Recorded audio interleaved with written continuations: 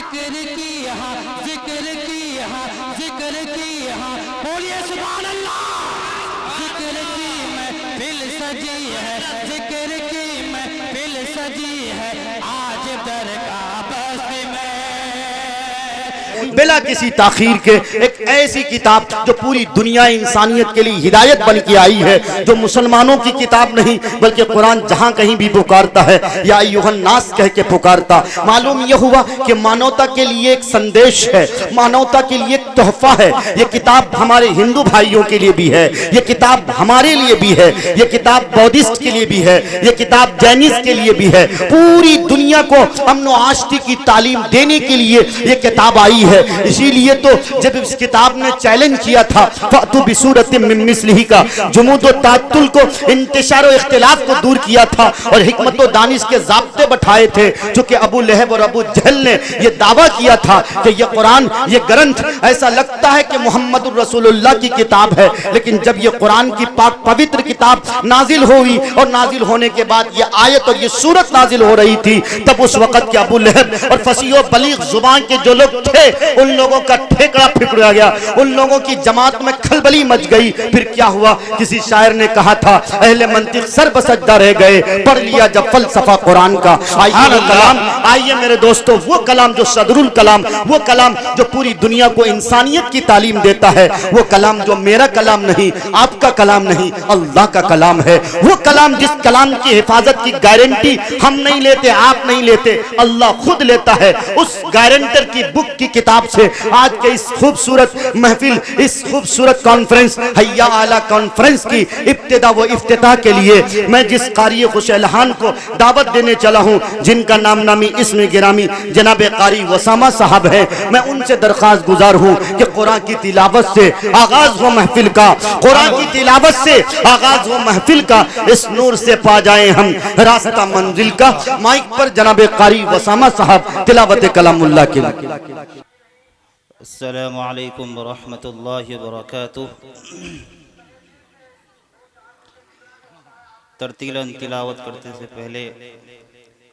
ایک رکوع حضراً سماعت فرمائیں۔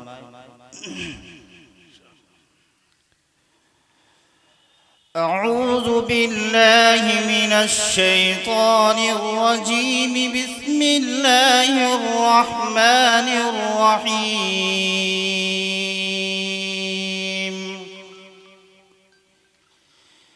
یا ایہا المزمل قم اللیل الا قلیلا نصفه أو انقص منه قليلا أو زد عليه ورتل القرآن ترتيلا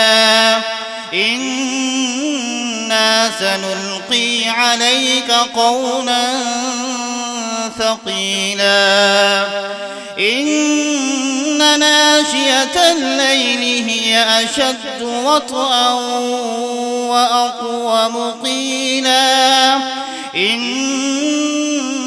لك في النهار سبحا طويلا واذكر اسم ربك وتبتل إليه تبتيلا رب المشرق والمغرب لا إله إلا هو فاتخذه وكيلا واصبر على ما يقولون واهجرهم هجرا جميلا وذرني والمكذبين أولي النعمة ومهلهم قليلا إن لدينا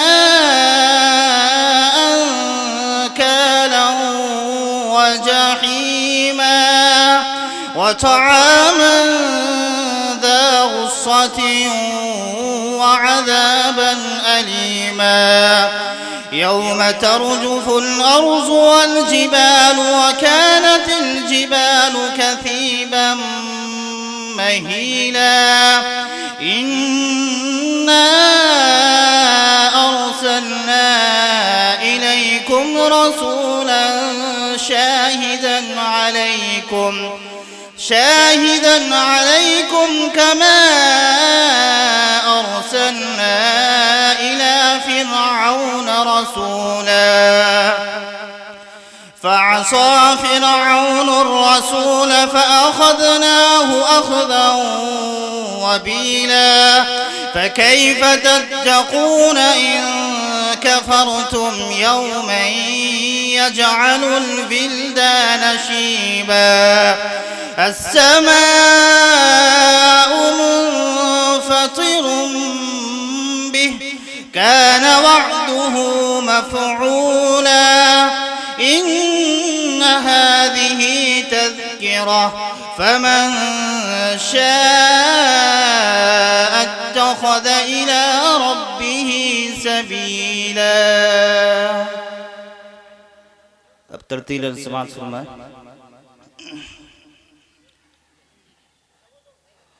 أعوذ بالله من الشيطان الرجيم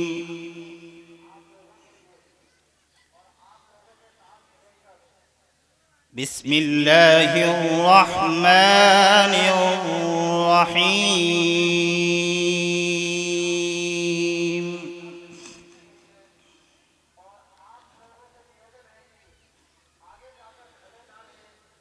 وما محمد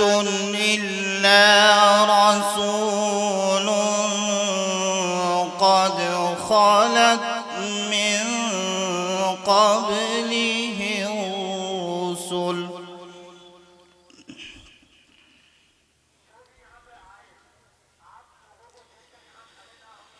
أفإن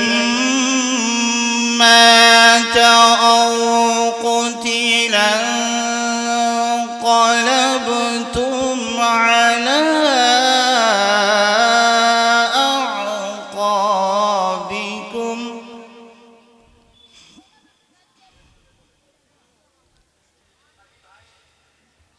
ومن ينقلب على عقبيه فلن يضر الله شيئا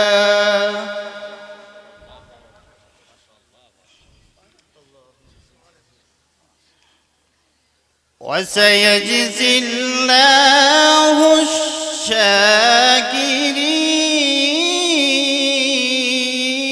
الشاكرين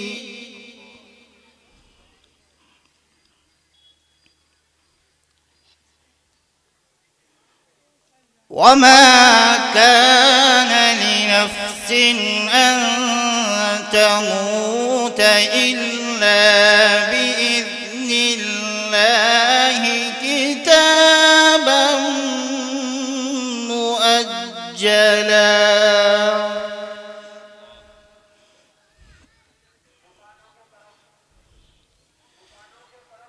ومن يرد ثواب الدنيا نؤته منها ومن يرد ثواب الآخرة نؤته منها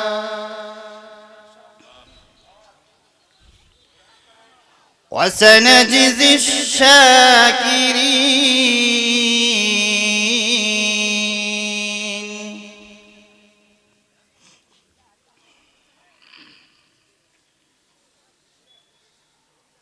وكأين من نبي قاتل معه ربيون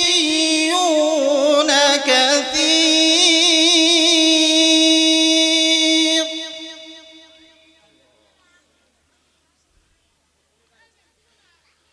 فما وهنوا لما أصابهم في سبيل الله وما ضعفوا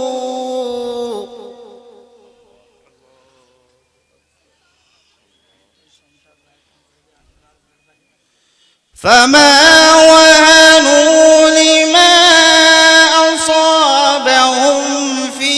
سبيل الله وما ضعفوا وما استكانوا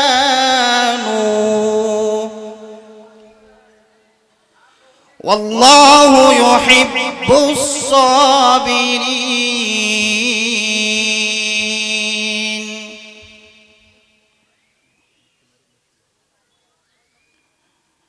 وما كان قولهم إلا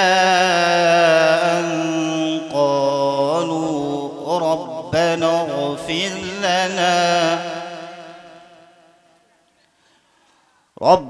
اغفر لنا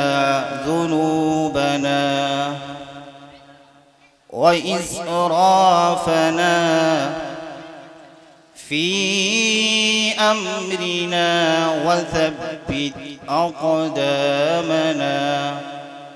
وانصرنا على القوم الكافرين.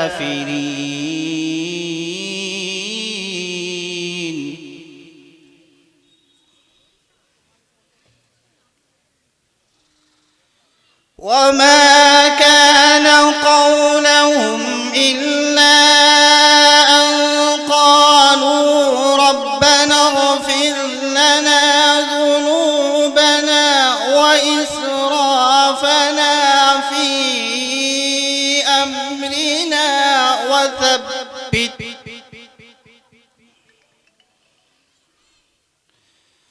ربنا اغفر لنا ذنوبنا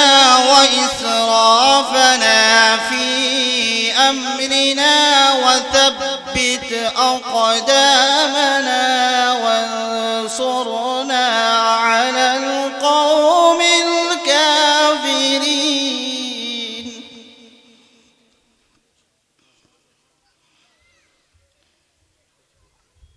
وإسرافنا في أمرنا وثبت أقدامنا وانصرنا على القوم الكافرين. صدق الله العظيم.